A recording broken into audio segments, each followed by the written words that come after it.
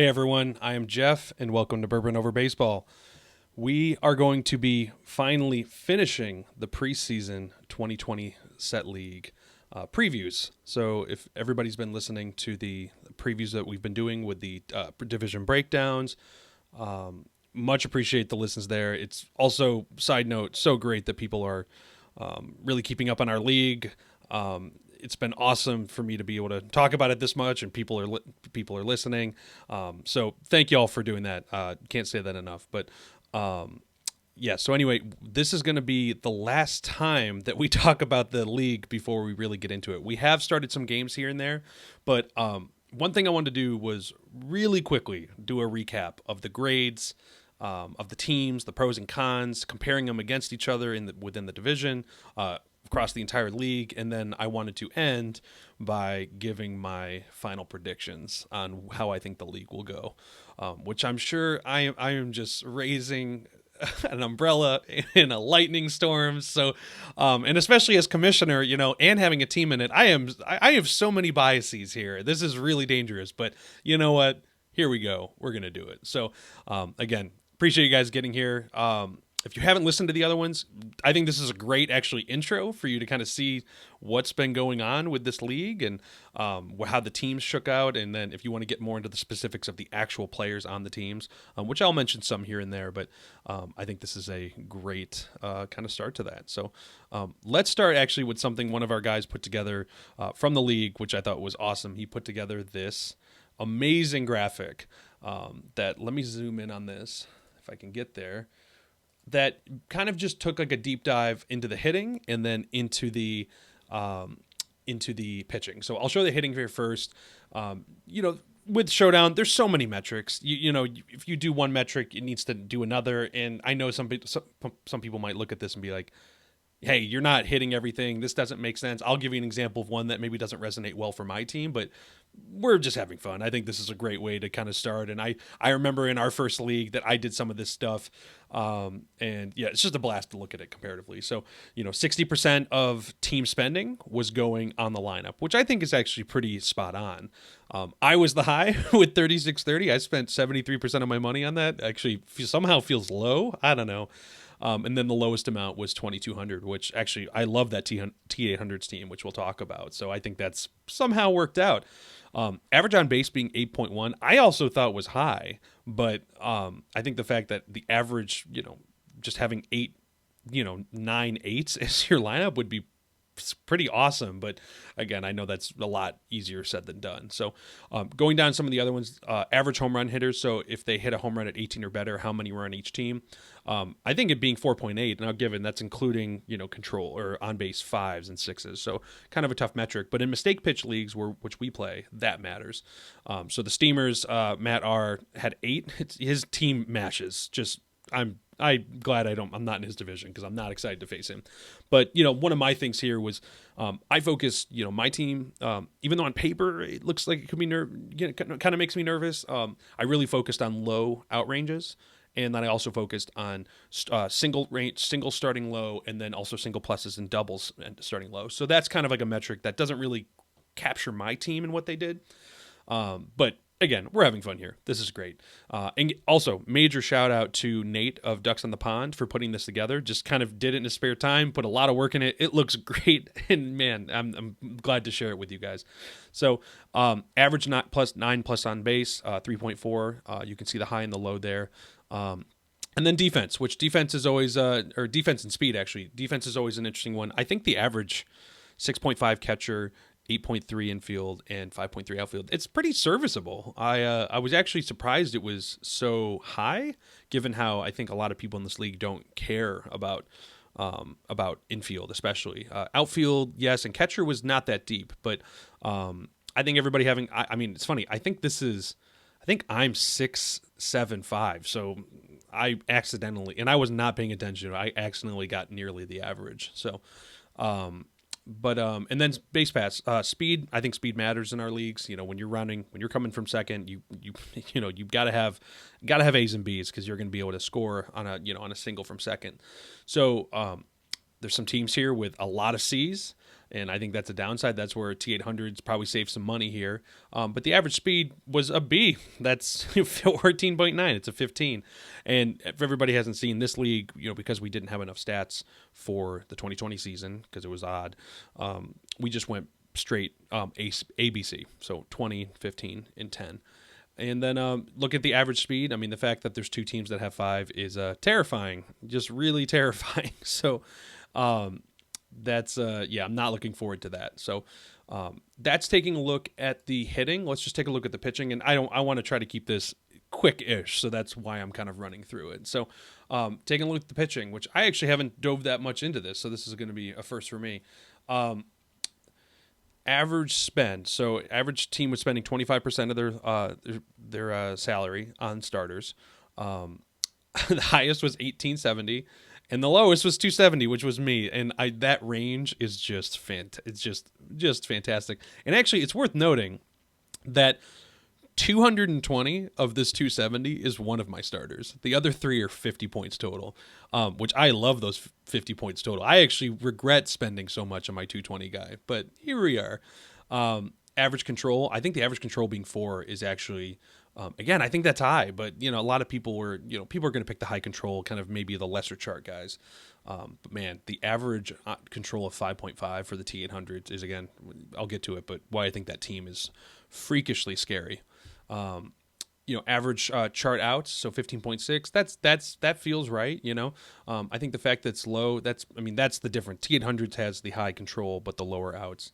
But the Angels have the high at 16.5. That's great.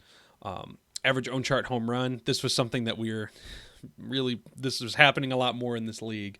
And it's 1. Across the league. The fact that there is 1.75 pitchers on staff that can give up a home run is just wild to me. And that shows how this, we saw it work and everybody's been adapting. I think when we were younger, we all felt like you can't pitch a 20 home run guy. And now we're all realizing that doesn't show up that often. It's okay. But 3 squads have 3 home run pitchers. I love it. And I'm one of them. Bullpen. So the average was 15%. And I thought I was actually going to be the highest, but I know that Wind Dancer Pete spent a lot there. I was somewhere, I think, just below that 1,200 point.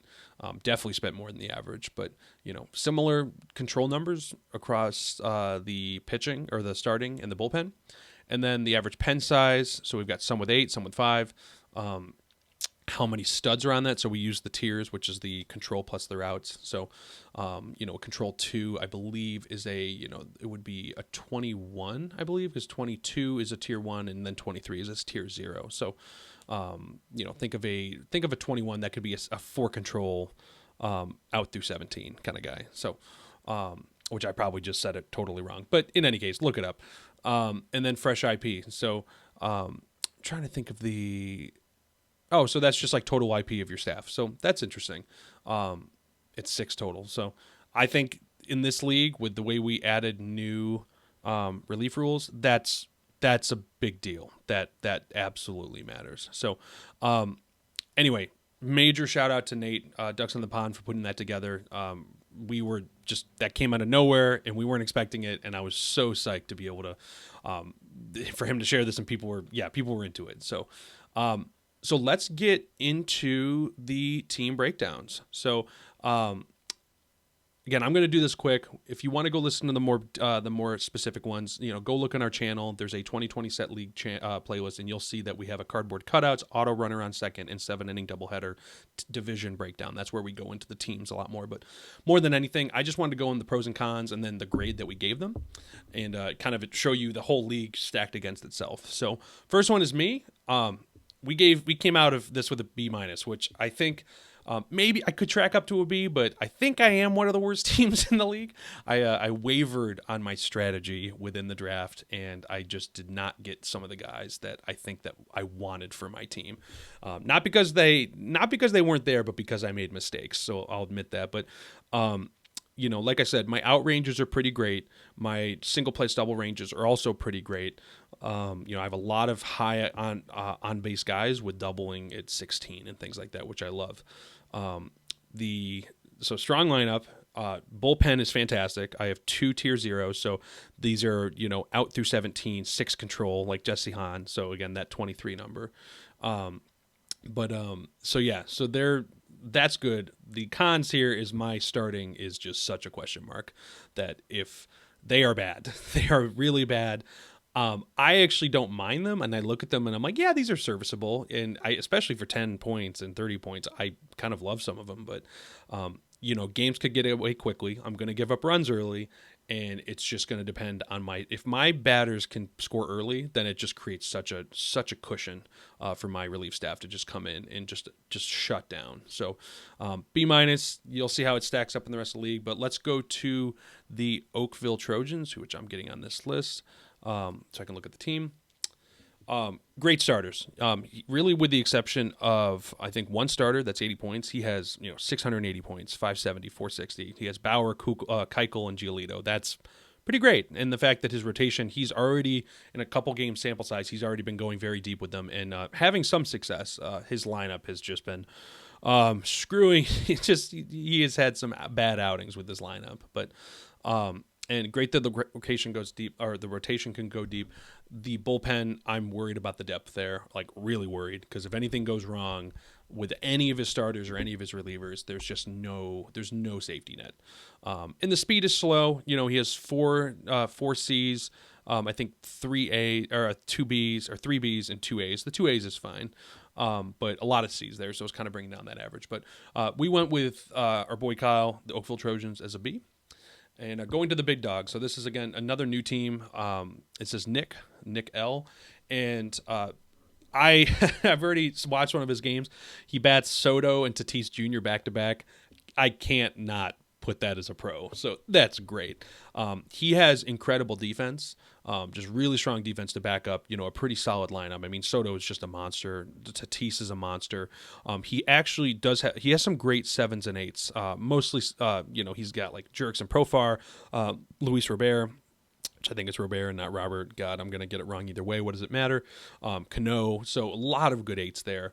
I think the biggest problem is that there's a sharp decline on the second half of his lineup. So, when you get to like Eric Thames, Stephen Piscotty, Arenado even, like, God, I can't believe I'm saying that, but that's probably the biggest weakness there. But really, his starting staff is very solid. Relief staff very solid, no worries there. So Nick ends up with a B+ here. So going to the last team, this is Nate. This is Ducks on the Pond.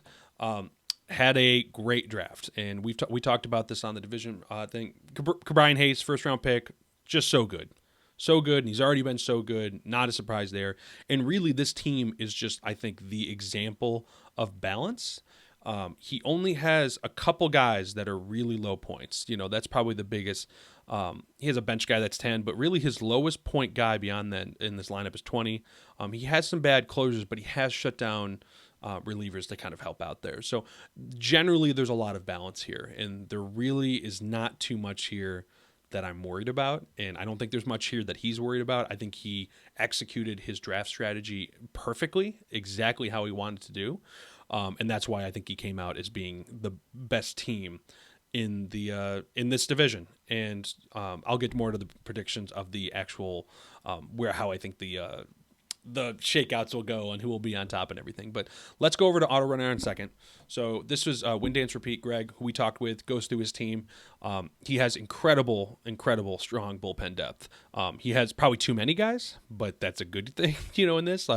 His starters, other than Adam Wainwright, who's fantastic, he has some guys that, could be fantastic. But I think the fact that if the moment they start showing a little bit of weakness or giving up hits or giving up runs, he can immediately switch to a bullpen and shut things down. I mean, I think the biggest downside here, which I didn't even put as a con here, is that he spent too much on the reliever, the bullpen. But not a ton of batting power here. There's not a ton of guys in this lineup I'm truly scared of. I love Goldschmidt. I love Bohm. But yeah, there's not a lot of power, and there's a ton of walks, which I think he's been kind of realizing. So gave Win Dance Repeat a B here. Let's go to 100 Thieves. So this was drafted by another guy, picked up by we got one of a new buddy to kind of take it over. But this team is fantastic. Kind of similar to Nate. Very strong consistency across the entire team. Probably even more so than Ducks in the Pond. That there is, very few low point guys that I think, like, for great example, there is a 20-point reliever there's a 40-point lineup guy, speed A, shed long, second base +3. The next lowest player on this team is one of the relievers at 150. So there is an actual 110-point difference between the second lowest and the third lowest, which it might sound like, why does that matter? But the fact that it's not like his average is just getting pulled down or really just changed by these 20-point guys, 10-point guys filling out a roster spot. There was just massive draft consistency going on across the board. And also his team is fast as hell. So that works. Biggest downside here, the lineup I do like, but there's no on-base 10s. And that's hardly the worst, a huge problem. If that's the worst problem they're having, they're going to be fine. So 100 Thieves coming in at an A-. I think a strong favorite to win that division. So we're going to see.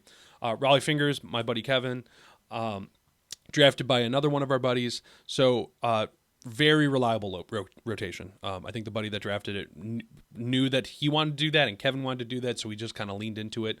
And I love the on-base 8s on this team. So we've got Joey Wendell, Kyle Tucker, Starling Marte, Whit Merrifield, all in that 300 to 400 point range. And I basically said this in the other podcast. Like, two of those guys are going to probably two of them are going to be all right, are going to be exactly what you expect. One of them probably bad, but one of them is just going to go bananas. And I know that's going to happen because I've seen that happen. Kyle Tucker, is he's a speed A. He's an on-base 8. He single pluses at 12. He doubles at 14. He triples at 16. He home runs at 18. I mean, that is just... holy smokes, that's just so good. So that would be my prediction for who could just go bananas on this team. So biggest thing, the bullpen depth has worried me. He has two great 2 IP guys in Cal Quantrill and Michael Lorenzen. Other than that, the other guys are just you just hope they're okay. I mean, it's not shutdown guys, and they it's Michael Givens, Cole Sulzer, Seth Lugo. They're good. They're fine. I mean, I would actually have them on my team even if they're bad, but I'm worried about Raleigh Fingers closing out games. And also the defense is bad, but that's not a huge deal. I think defense is overrated, but just wanted to at least note that there. And then last team in the auto runner on second is the T800s. So I've actually, as I've looked more at this team, I've started to just fall in love with it. He has Roberto Perez plus 14 arm. No one's stealing on him, so that's great. His starters are consistently fantastic. He has the highest average control of all the teams. And the biggest downsides here are not even that big of deals. I mean, his lineup is actually not good. We've seen that he has not many points in there, but I think he spent the money efficiently where he had it. The speed is not there, but again, if you're going to try to make up some hitting power, you got to get rid of speed, and I agree with that. Then there's inconsistent. I mean, the front half is pretty good. The back half is really bad. So just a steep drop off. So he's got to get production from the front there. So let's go to the 7-inning doubleheader. So we're going to talk about the Cleveland Tribe, which is our boy Bob. Really good team, really, really good team. As we said, we joke he's gonna, do really well in the division and then immediately lose in the playoffs. And I think that probably will happen. Just like 100 Thieves, just like Ducks on the Pond, there's strength everywhere on this team. There's nothing. He did a lot of balance. Team is, pretty fast. There's a lot of speed C's, but he's got a lot of speed A's, so it kind of actually evens out to be more of a B. Maybe not much of a huge pro, but there's the biggest con is his consistency across the bullpen, but he has strong control 6s, he has strong control 5s, and even his bad guys, Craig Kimbrell and Yoshihisa Hirano are not even bad. So, and they're 50 and 40 points. So I honestly had trouble finding cons here with this team. Maybe looking at it, it's just the speed is more average, but he has a lot of speed A. I think I'd rather have a lot of speed A's and a lot of speed C's than just speed B's across the board, because those A's can do damage when you need them to, and then the speed C's are hopefully can power hit those guys in. So let's talk about the Cleveland Steamers, which is our boy Matt R. Another very balanced team. We have been looking at this team more since we talked about it, and I think we're all kind of scared of this team. This is just a terrifying lineup. Just no on-base 10s, but these guys just rip. I mean, he has every single person in his lineup except for one homers at either 16 or 17. And you would think, oh man, they're all probably control 5s and 6. Like, no, they're all actually control. You probably think they're an on base 5. They're all on base 8s and 9s. So they are his entire lineup except for one guy is actually, excuse me, two guys. I found Chris Bryant, Ahmed Rosario, Chris Bryant. He has 7 guys that are on base 8, on base 9, and homer at 16 or 17. So, and all of them pretty much double at 15. So good luck. Good luck facing him. As I even talk it through, I almost want to change my predictions, but I'm going to go with what I wrote down. So, Mighty Muskie Minotaurs, another Matt in there. There's a lot of Matts in Showdown, so I feel like I could just start a Showdown Matt channel and just talk to Matts about Showdown. So this team, as we talked about, I think came out to be probably our least favorite team, my least favorite team. He spent so much money on some of these big guys and these starters. So his pros is that, yeah, he has some just monster hitters. I mean, he's got Acuna Jr., Clint Frazier, Jose Ramirez, Miguel Rojas. Love him. And then he's got his 1-2 starters, which is Ian Anderson, Kenton Maeda. The con series, he's so top heavy that, I mean, he has so many damn 500, 600 point guys, and then just so many below 100 guys. And the bullpen, very limited, worries me. Did get some good guys, spent the money, but it's really just one lights out guy. He doesn't even have a backup, which I think in this you need to have at least two lights out guys with one guy you can trust. So, and then last but not least, Angels in the Trout Field, our buddy Lasky, another just great team in this division. I'll go on record now saying that the 7-inning doubleheader is the best division in this league. We you probably could have even bumped Matt up to an A- as well. Angels in the Trout Field is a solid A-. He has incredible on-base 10s. So his on-base 10s are DJ LeMahieu, which I never will say right, Jason Hayward, Brandon Nimmo, and Trey Turner. That's his first 4, and I thought my first 4 were scary. Those first 4 are scary. And then, he's got... so other than with those guys, he also has other great hitting behind them. He's, Manny Machado, I just missed. Dude. Probably the biggest downside here is that he has 2 home run starters, so there's some questionable there, but he still has, Kim and Gray is his 1-2. And then his relief staff could be stronger, but it's not a disaster. So anyway, there is the full picture of what this league is in the draft or in the grades we gave.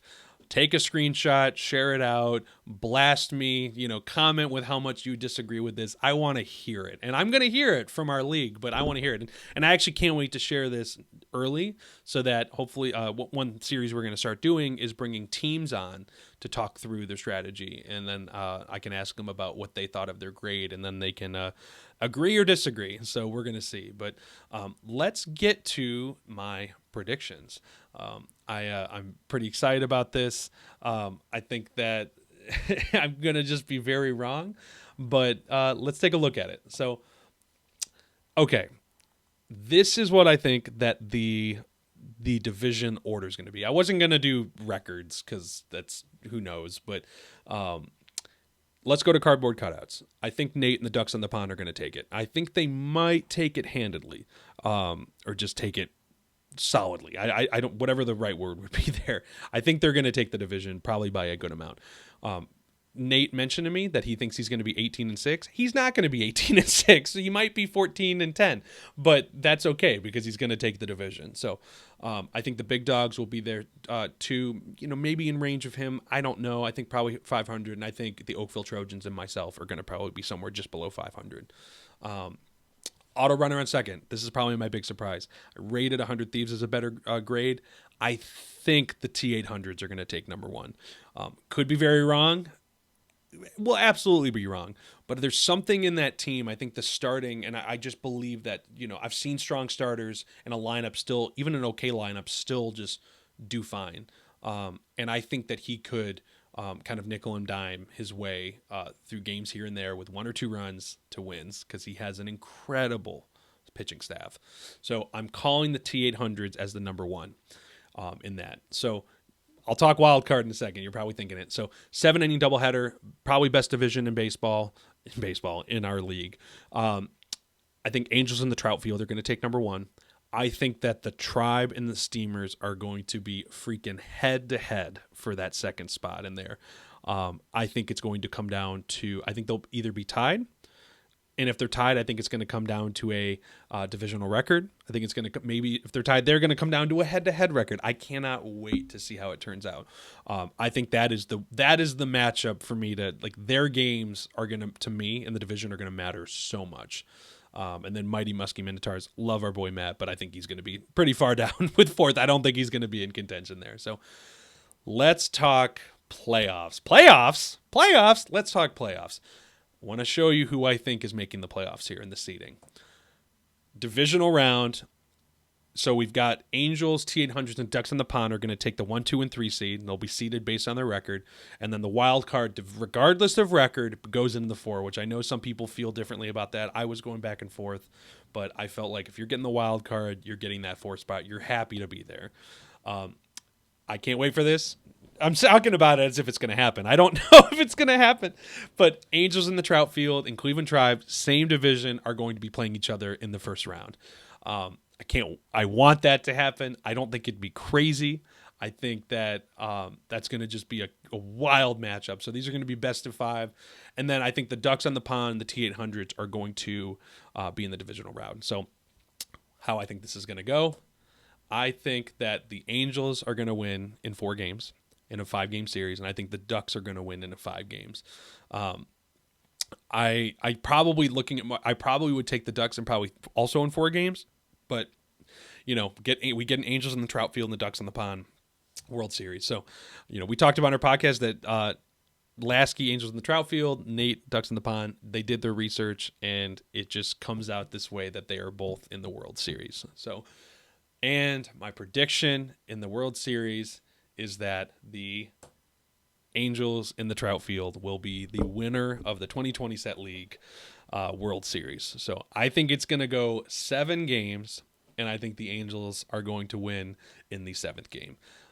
I want to predict that it's going to go in the extra innings, but I don't think I want to go that far. If we can get to 7 games, I'm already going to be happy. The stadium's going to be happy because there's more games. Again, all the bars around the stadium are going to be psyched because you had another game. So let's just get it to 7, help the local economy. Again, it's just going to be better for everybody. So anyway, that's my predictions. Again, I could be so off. Who cares? I love talking about this. I love saying what I think is going to happen. And I can't wait to get, blown up when this is not how it turns out. But at least now, if it does happen, I have it on paper. It's in here. You can take a screenshot. I can say, I told you so later. So anyway, really glad to get through this. Again, this has been I know if you've stuck with me, it's been awesome to talk through this stuff. And we're getting the league started. We're starting games and people are on top of it. I said I wasn't going to be jumping into games, but man, I've been having a blast watching some games. So if you want to, I know that Bob of Cleveland Tribe, he records all of his games. So those will always get posted on the YouTube. If you're interested in watching some, we've been trying to stream them more through our Discord, which I've talked about the Discord a lot. But if you're not in there, I'll put the invite in the description. Please join it. It's great. Even if you don't want to talk every day about it, and just hover and see, maybe watch a stream at some point, that's great. We love to see any type of involvement. So in any case, appreciate everybody listening. Like and comment. Let me know what you're thinking. Yeah, here we go, everyone. Here we go. So, all right, peace out, everyone. We are testing one more time. And this is the test. And I am talking about baseball cards. That's right. Fucking baseball cards. They're so dumb. Switching to another thing. All right. Hopefully you can still hear me. And I'm still talking about baseball cards because I'm talking about baseball cards. Baseball.